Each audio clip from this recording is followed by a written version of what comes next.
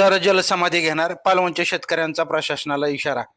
सीनामाडा योजनेतून पालवणला पाणी न सोडल्यानं संतप्त शेतकऱ्यांनी कॅनलवरतीच 2 दिवस आंदोलन केलं. शिवाय कॅनलमध्येच उतरून निषेध केला. पाणी कॅनलला सोडले नसल्यानं शेतातील ऊस, डाळिंब व इतर पिके जळून चालली आहेत. 2 दिवस आणि एक रात्र पाण्याच्या मागणीसाठी शेतकऱ्यांनी कॅनलवरतीच काढली. मात्र संबंधित विभागाचे अधिकारी त्या ठिकाणी आलेच नाहीत. आज संध्याकाळपर्यंत पाणी सोडण्यात येईल असं लेखी आश्वासन मिळाल्यानं शेतकऱ्यांनी हे आंदोलन तात्पुरतं स्थगित केलं असून आज पाणी न सोडल्यास जलसमाधी घेणार असल्याचं शेतकऱ्यांनी सांगितलं आहे. यावेळी कुर्डवाडी पोलीस स्टेशनचे पी.आय. मोहिते यांनी मध्यस्थी करत हे आंदोलन मागे घ्यायला लावले. मात्र संध्याकाळी पाणी सुटणार का या प्रतीक्षेत शेतकरी आहेत. या प्रसंगी आंदोलनकर्ते काय म्हणालेत पाहूयात. ताज्या अपडेटसाठी लाईव्ह महाराष्ट्र झोन न्यूजच्या यूट्यूब चॅनलला सबस्क्राईब करा, तसेच बेल आयकॉनवरती क्लिक करा. नमस्कार, तुम्ही पाहताय लाईव्ह महाराष्ट्र झोन न्यूज आणि सध्या आपण पालवण या ठिकाणी उपस्थित आहोत. गेले 2 दिवस झाले या ठिकाणी शेतकऱ्यांनी आंदोलन याच कॅनलवरती केलेलं होतं आणि त्यानंतर आता रिझल्ट काय आलाय, पण त्यापूर्वी शेतकऱ्यांच्या काय भावना होत्या आणि पाण्यासाठी आंदोलन करण्याची वेळ शेतकऱ्यांवरती कोणामुळे आली हे देखील आपण आता जाणून घेणार आहोत. आता आपल्यासोबत काही शेतकरी असणार आहेत. गेली 2 दिवस झालं जे आंदोलन या ठिकाणी झाले, त्यानंतर आता पोलीस प्रशासन आले. कुर्डवाडी पोलीस स्टेशनचे मोहिते साहेब त्याचबरोबर त्यांचे सगळे सहकारी आज सकाळपासून या ठिकाणी उपस्थित आहेत. मात्र पाटबंधारे विभागाचा जो व्यक्ती या ठिकाणी येणार होता तो सकाळपासून मात्र काय आलेला नाही आणि त्यामुळे आता सगळे शेतकऱ्यांच्या काय भावना झालेल्या आहेत हे देखील आपण जाणून घेणार. काय नेमकी परिस्थिती काय?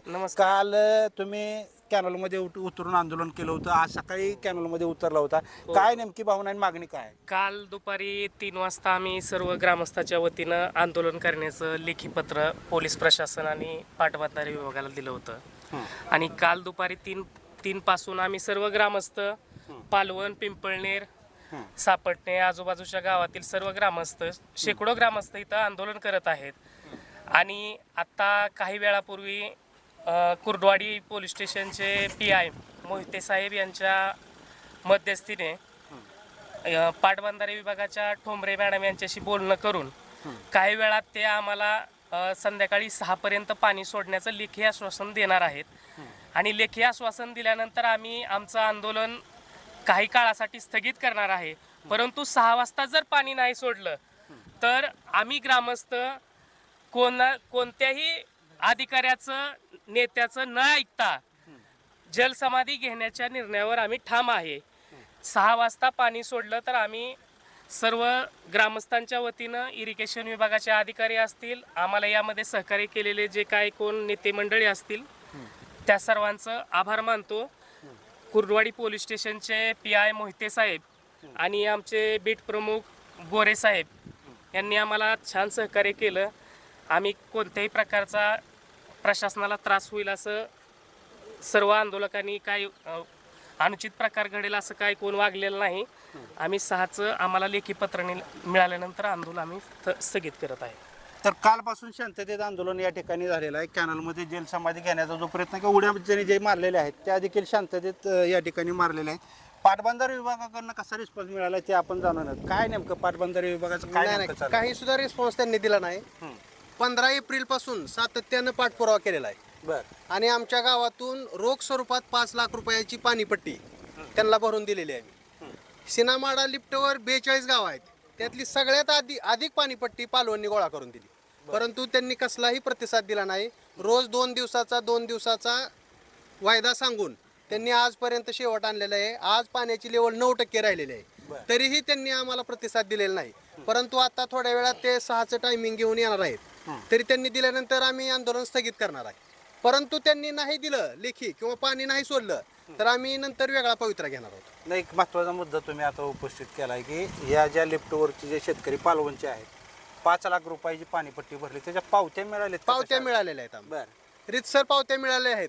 परंतु आम्ही पुढच्या आशेनं भरले होते पैसे सगळे पाणी येऊन गेल्यानंतर रब्बीचं. परंतु आता सध्याला सर्व पिके करपायला लागलेले आहेत. जनावरांना पाणी नाही, डाळिंबाच्या बागा आहेत, केळीच्या बागा आहेत. परंतु पाण्याची लेवल संपलेली आहे. परंतु त्यांनी रोज 2 दिवस म्हणत आजपर्यंत आणलेला आहे. साधारणपणे एक महिना त्यांनी असा लोटलेला आहे.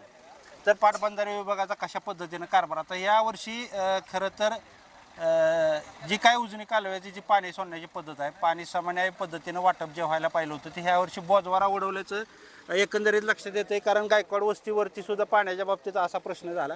पालवणमध्ये देखील असाच प्रश्न होतोय. गेली 2 दिवस झालं रात्रभर शेतकरी या ठिकाणी जे पाल वगैरे टाकून आंदोलनाला बसले होते.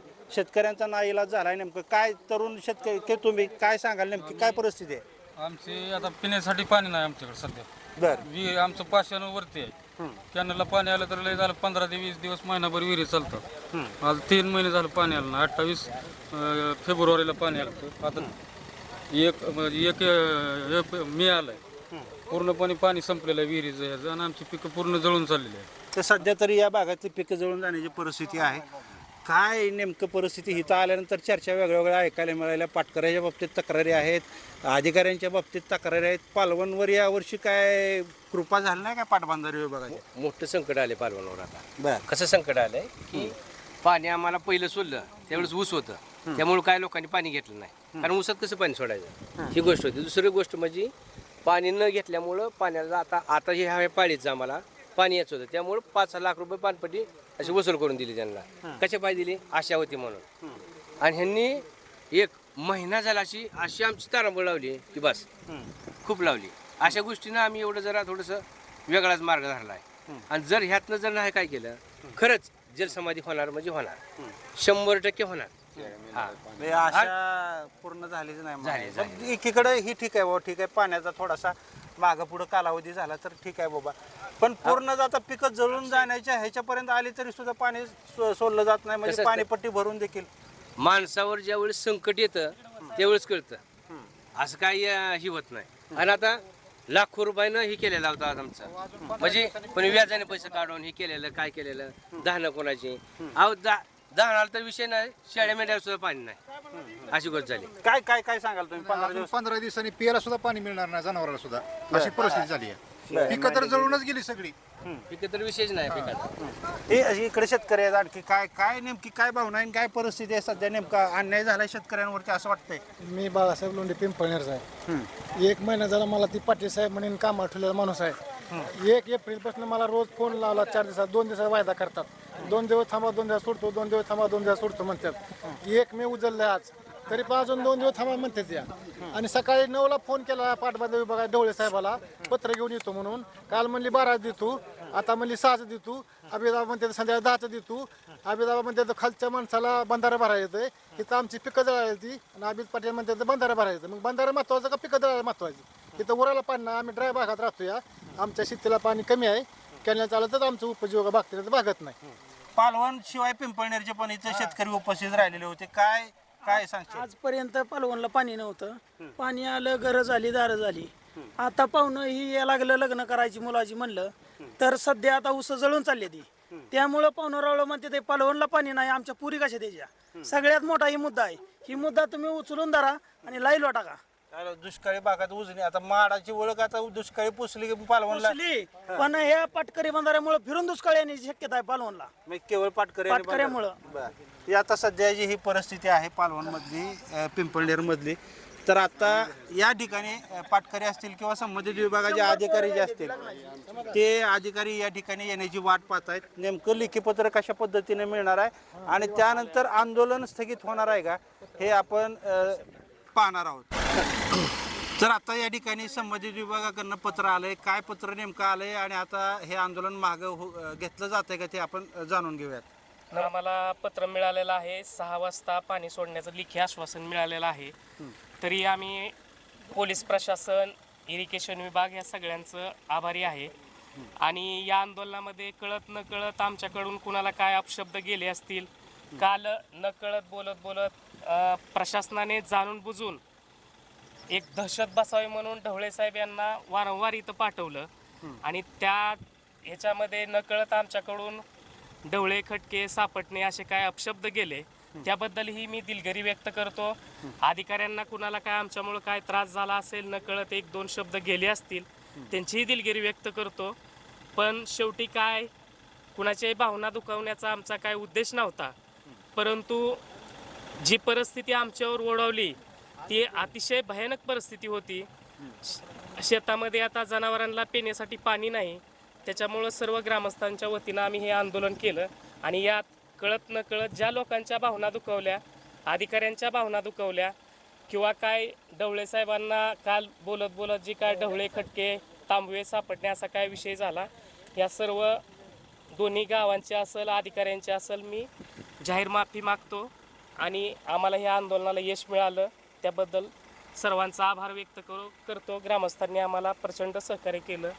आजूबाजूच्या पिंपळनेर असेल, सापटणे असेल, आमच्या पालवणमधील सर्व मंडळी गेल्या 24 तासापासून इथं बसून आहे. सर्वांचं मी आभार व्यक्त करतो आणि थांबतो. एक शेवटचा प्रश्न. आता प्रशासनानं तुम्हाला शब्द दिलाय, पत्रसूद दिले, हो हो हो शेतकऱ्यांच्या भावना प्रशासनापर्यंत पोहोचल्या देखील आहेत. हो पण समजा 6 नंतर जर कार्यवाही नाही झाली पाणी सोडण्याची, तर पुढं काय भूमिका असणार आहे सगळ्या जर शेतकऱ्यांची? 6 नंतर जर प्रशासनाने पाणी सोडलं नाही, इरिगेशननी जर तसं आम्हाला फसवायचा प्रयत्न केला, तर जी काय आम्ही ही शेकडो शेतकरी इथं जमलेत, हे सर्व शेतकरी आम्ही थोड्या वेळानं बसून एक असा निर्णय घेईन, ते प्रशासनालाही झेपणार नाही आणि नेते मंडळीलाही झेपणार नाही. गनिमा कावा काय असतो आणि छत्रपतींचे मावळे काय असतात हे प्रशासनाला आम्ही दाखवून देऊ आणि ते उद्या सगळ्यांना बघायला मिळेल. याबद्दल मी काय स्पष्ट वाच्यता करत नाही, परंतु आम्ही त्यावर हां. जे काय असेल ते सर्व बसून निर्णय घेऊ. तर सध्या तरी आता संबंधित विभागाकडनं पत्र आलेलं आहे आणि 6 नंतर जर मात्र ही कार्यवाही निश्चितपणानं झाली नाही, तर छत्रपती शिवाजी महाराजांचा गनिमी कावा काय असतो हे निश्चितपणानं दाखवून देईल असं या ठिकाणी आंदोलक शेतकरी म्हणतात.